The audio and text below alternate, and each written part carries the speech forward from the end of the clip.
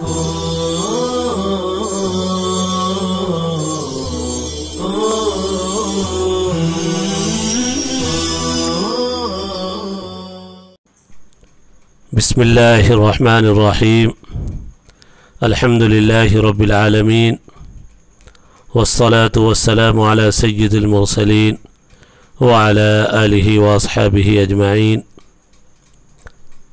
हज़रात सामिईन, अज़ीज़ तलबा, अस्सलामु अलैकुम व रहमतुल्लाहि व बरकातुहू। हुसामी का ये सबक नंबर 8 है। सबक नंबर 7 में बताया गया था कि क़यास के सही होने की 4 शर्तें मुसन्निफ़ रहमतुल्लाहि अलैहि ने ज़िक्र की है। जो तीसरी शर्त हज़रत मुसन्निफ़ रहमतुल्लाहि अलैहि ने ज़िक्र की थी, अन यतअद्दल हुक्म अश-शरइय्यु अस्साबितु बिन-नस्स बिअैनिही इला फ़रइन हुवा नज़ीरुहु वला नस्स फ़ीह। ये क़यास के सही होने की तीसरी शर्त थी, लेकिन इस तीसरी शर्त के ज़िम्न में 4 शर्तें मौजूद हैं। नंबर 1, हुक्म शरई होना चाहिए। नंबर 2, उसको बेआइनिही फ़रा की तरफ मुतअद्दी करना। तीसरा, हुवा नज़ीरुहु, कि वो फ़रा वो उसके मिसल हो, असल और फ़रा दोनों हम मिसल हो। चौथी शर्त आई थी वला नस्स फ़ीह, उस फ़रा के सिलसिले में कोई नस ना हो। मुसन्निफ़ रहमतुल्लाह अलैह के बारे में बताया गया था कि ये 4 शर्तें जो ज़िम्नन आई है, तीसरी शर्त के ज़िम्न में हर एक पर एक एक तफरीज़ ज़िक्र की जाएगी। पहली जो थी हुक्म शरई होना चाहिए, उसके ऊपर ख़मर वाली मिसाल आई कि हज़रत इमाम शाफ़ी रहमतुल्लाह अलैह ने ख़मर को, शराब को और अंगूरी शराब और दीगर शराब सबको एक जैसा करार दे दिया और सबका हुक्म एक जैसा मान लिया, सिर्फ इसलिए कि ख़मर के माना है ढांपना। तमाम शराब अक्ल को ढांपती है।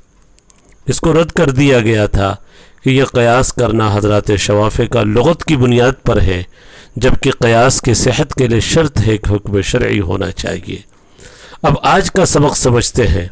दूसरी शर्त, दूसरी ज़िम्नी जो शर्त आई थी कि बेआइन ही उसको फ़रा की तरफ मुतअद्दी करना है, उसके ऊपर तफरीह हो रही। वला लिसिहत ज़िहार ज़िम्मी लिकौनिही तग़यीरन लिलहुर्मतिल मुतनाहियति बिलकफ़ारति फ़िल अस्ल इला इतलाक़िहा फ़िल फ़रइ अनिल गाया। ला, इसके बाद एक फ़ेल महज़ूफ़ है, ए ला यस्तक़ीमु तालील। तालील बमाना क़यास है।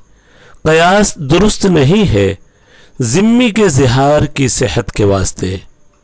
उसके बदल देने की वजह से उस हुर्मत को जो कफ़ारे से ख़त्म हो जाती है, असल में, असल यानी मक़ीस अलैह ज़िहार मुस्लिम में जो हुर्मत ख़त्म हो जाती है, इला इतलाक़िहा फ़िल फ़रइ, उस हुर्मत के फ़रा के अंदर गायत से मुतलक़ होने की तरफ।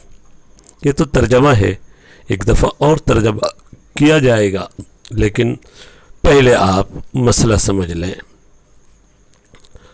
मसला समझने से पहले 2 बात और समझें। ज़िम्मी आप अच्छी तरह जानते होंगे।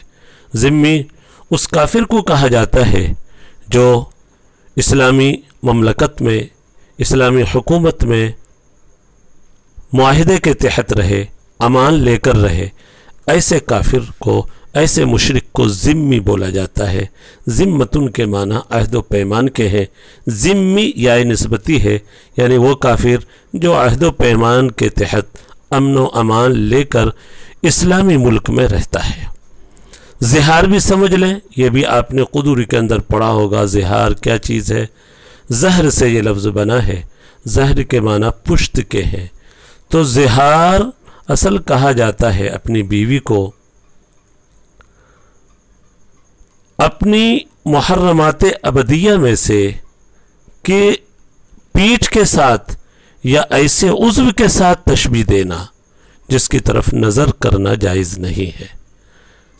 अपनी बीवी को तशबीह देना मुहर्रमात अबदिया کسی عضو کے ساتھ، ایسے عضو کے ساتھ، خواہ وہ پیٹھ ہو یا اور ایسا عضو ہو ران وغیرہ، شرمگاہ وغیرہ، ان کے عضو سے تشبیہ دینا جس کی طرف نظر کرنے کی ہم سب کو اجازت نہیں، ہمیں اجازت نہیں۔ مثلا بیوی کو کہہ دیا انت علیہ کظہر امی، تو میرے لیے میری ماں کی پیٹھ کی طرح ہے، یا کہہ دیا انت علیہ کظہر اختی، تو میرے لیے میری بہن کی پیٹھ کی طرح ہے، بہن بھی محرمات ابدیہ میں سے، یا ظہر کا لفظ نہیں استعمال کیا، اس نے جو فخذ ان کا ران کا لفظ استعمال کیا، انت علیہ کفخذ امی، تو میرے لیے میری ماں کی ران کی طرح ہے، میری ماں کی شرمگاہ کی طرح ہے۔ اس طرح کے الفاظ استعمال کرنا زہار کہلاتا ہے۔ اسلام کا سب سے پہلا زہار حضرت اوس بن صامت رضی اللہ تعالی عنہ نے اپنی بیوی حضرت خولہ سے کر لیا تھا، جن کے بارے میں 28ویں پارے کی شروع کی سورہ مجادلہ کی آیت نازل ہوئی اور زہار کے احکام بیان کیے گئے۔ قد سمع اللہ قول التی تجادلک فی زوجہا، زمانہ جاہلیت میں بھی زہار کا رواج تھا اور اس سے حرمت ابدی ثابت ہو جاتی تھی، لیکن اسلام نے زہار کو تو باقی رکھا لیکن اس سے حرمت ابدی نہیں ثابت ہوتی، بلکہ اگر یہ لفظ کسی نے اپنی بیوی کو بول دیا پھر کفارہ دے دے تو حرمت ختم ہو جائے گی۔ کفارہ قرآن میں موجود ہے، تحریر رقبہ ہے، غلام آزاد کرنا، یا 2 مہینے کا روزہ رکھنا ہے، مسلسل ہے، اور اسی طریقے سے کفارے کے سلسلے میں تفصیل آپ نے فقہ کی کتاب کے اندر پڑھ لی ہے، قرآن کریم کا 28ویں پارے میں بھی موجود ہے۔ یہاں اصل اب قیاس کے مسئلے کو سمجھیے، آپ نے ذمی کو سمجھ لیا، زہار کی تعریف بھی سمجھ لی، اب یہ سمجھیے مسلمان کا زہار تو تمام ائمہ کے نزدیک صحیح ہے، یہ سبھی تسلیم کرتے ہیں۔ مسلمان اگر اپنی بیوی کو کہہ دیتا ہے تو میرے لیے میری ماں کی پیٹھ کی طرح ہے، بیوی حرام ہو جائے گی، ظاہر کا لفظ استعمال کیا، فقط ان کا، یہ تمام ائمہ تمام فقہاء اس کو تسلیم کرتے ہیں۔ لیکن اگر ذمی اگر اپنی بیوی سے زہار کر لیتا ہے، ذمی کا زہار صحیح نہیں ہے، لیکن امام شافعی رحمۃ اللہ علیہ نے فرمایا جس طریقے سے مسلمان کا زہار صحیح ہے، ذمی کا زہار کرنا بھی اپنی بیوی کے ساتھ صحیح ہے۔ اسی کو کہا مصنف نے وَلَا لِصِحَّةِ زِہَارِ الذِّمِّ، کہ ذمی کے زہار قیاس درست نہیں ہے، ذمی کے زہار کے واسطے مسلم کے زہار پر جو شواف حضرات نے قیاس کر لیا، یہ قیاس درست نہیں ہے امام شافعی رحمۃ اللہ علیہ کا۔ وجہ کیا ہے؟ قیاس کے صحیح ہونے کی آپ نے شرط پڑھی ہے، بعین ہی حکم کو فرع کی طرح متعدی کرنا، یہاں پر بعین ہی ہم حکم کو متعدی نہیں کر سکتے۔ کیوں؟ آپ نے دیکھا کہ مسلم کا زہار اگر درست ہے تو مسلمان بیوی حرام ہو گئی زہار کی وجہ سے، کفارہ دے دے گا وہ مسلمان تو اس کی حرمت ختم ہو جائے گی، اس کی حرمت متناہی ہے، کفارے کی وجہ سے ختم ہو جا رہی ہے۔ لیکن آپ بتائیں کیا ذمی زہار اگر کر لیا تو کفارہ دے سکتا ہے؟ ہرگز نہیں۔ کیوں؟ کفارہ ایک عبادت ہے، ذمی کافر ہے، کافر عبادت کا اہل نہیں ہے۔ کفارہ اگر من وجہ عقوبت ہے، سزا ہے شریعت کی جانب سے، تو من وجہ عبادت بھی ہے، اس لیے کفارہ ایسی چیزوں سے مقرر کیا ہے جو عبادت ہے۔ دیکھیں غلام آزاد کرنا ایک بڑی عبادت ہے، کہ غلام کو اگر کوئی آزاد کرتا ہے تو حدیث میں آیا اللہ اس کے بدلے میں اس کے ہر عضو کو جہنم سے آزاد کر دیتے۔ روزے کے ذریعے سے کفارہ ادا ہوتا ہے، روزہ ایک عبادت ہے۔ معلوم ہوا کہ کفارہ من وجہ عبادت بھی ہے، جب عبادت ہے تو وہ ذمی کیسے کفارہ ادا کرے گا؟ وہ تو عبادت کا اہل نہیں، یہ لہذا یہ قیاس درست نہیں ہوگا، چونکہ قیاس کے صحت کی شرطوں میں سے بعین ہی حکم کو متعدی کرنا ہے۔ آپ بعین ہی ذمی کے زہار کی طرف حکم متعدی نہیں کر سکتے۔ کیوں؟ حرمت اگر آپ نے ثابت کر بھی دیا تو وہ حرمت کیسے ختم ہوگی؟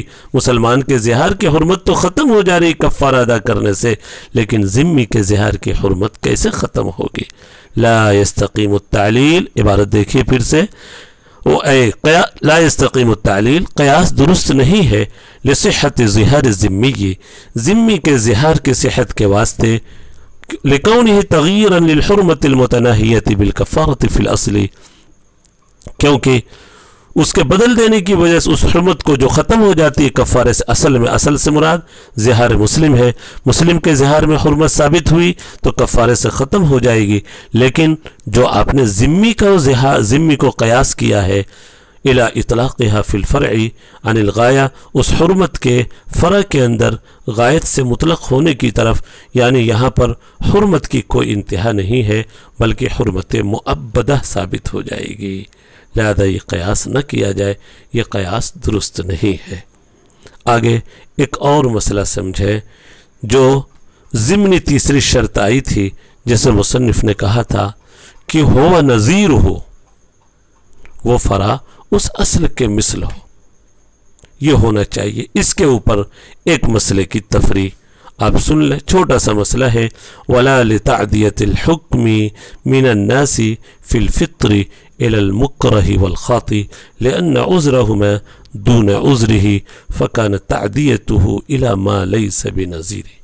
لا یہاں پر بھی فعل محذوف ہے، لا یستقیم التعلیل، قیاس درست نہیں ہے ناسی سے بھول کر افطار کرنے والے کے حکم کو متعدی کرنے کے لیے مکرہ اور خاطی کی طرف، اس لیے کہ ان دونوں کا عذر ناسی کے عذر سے کمتر ہے، لہذا یہ متعدی کرنا ہوگا علامہ ایسے فرع کی طرف جو اس کے ہم مثل نہیں ہے۔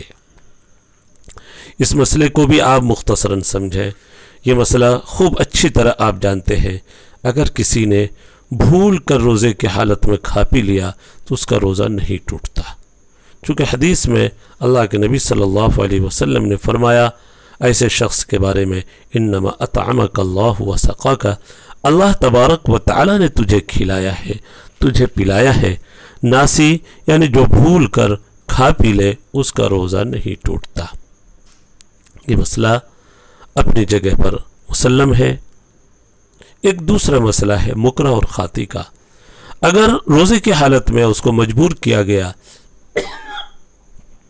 روزہ کے توڑنے پر، یا غلطی سے کسی نے کھا پی لیا، خاطی کلی کر رہا تھا، حلق سے پانی اتر گیا، خاطی ہے، چکھنے کی اجازت ہے، چکھ رہا تھا، چکھنے میں کوئی دانے کا کوئی حصہ حلق سے نیچے اتر گیا، یہ خاطی ہے۔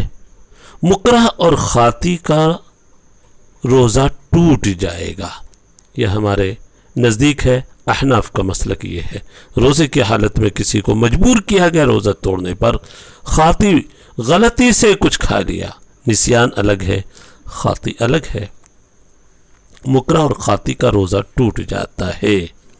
حضرت امام شافعی رحمۃ اللہ علیہ فرماتے ہیں نہیں، جس طریقے سے ناسی کا روزہ نہیں ٹوٹے گا، بھول کر کھانے پینے کی وجہ سے ناسی کے اوپر انہوں نے قیاس کر لیا، مکرہ اور خاطی کو بھی، مکرہ اور خاطی کا روزہ بھی نہیں ٹوٹے گا، قیاساً علی الناسی، ناسی پر قیاس کیا ہے۔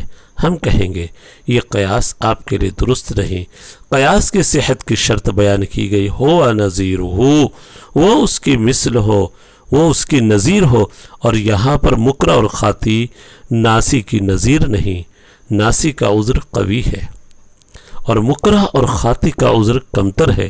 ناسی کا عذر قوی اس لیے ہے کہ ناسی کا جو فعل ہے اس کی طرف، خود ناسی کی طرف منسوب نہیں بلکہ صاحب شرع کی طرف اللہ نے اپنے طرف منسوب کر لیا کہ وہ نہیں کھا رہا ہے، وہ نہیں پی رہا ہے، اللہ نے اسے کھلایا اور پلایا، انما اطعمک اللہ وسقاک، تو کھانے پینے میں اس کا کوئی دخل نہیں ہوا، صاحب شرع کی طرف سے ہے، اللہ کی طرف سے ہے، لیکن مکرہ اور خاطی کا عذر اس کی طرف منسوب ہے، تو ناسی کا عذر قوی ہو گیا، مکرہ اور خاطی کا عذر کمتر ہے۔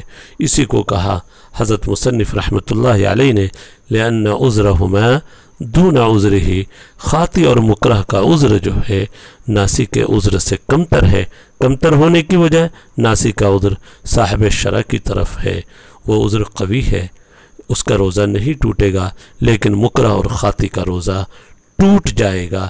اس لیے مکرہ اور خاطی کو ناسی پر قیاس نہ کیا جائے۔ قیاس کے صحیح ہونے کی شرطوں میں سے دونوں کا ہم مثل ہونا ہے۔ اصل اور فرع دونوں ہم مثل ہو، یہ دونوں ہم مثل نہیں۔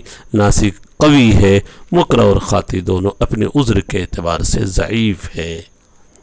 اللہ تبارک و تعالی سمجھ نصیب فرمائے، فہم کو آسان فرمائے۔ وصلی اللہ علی النبی الکریم۔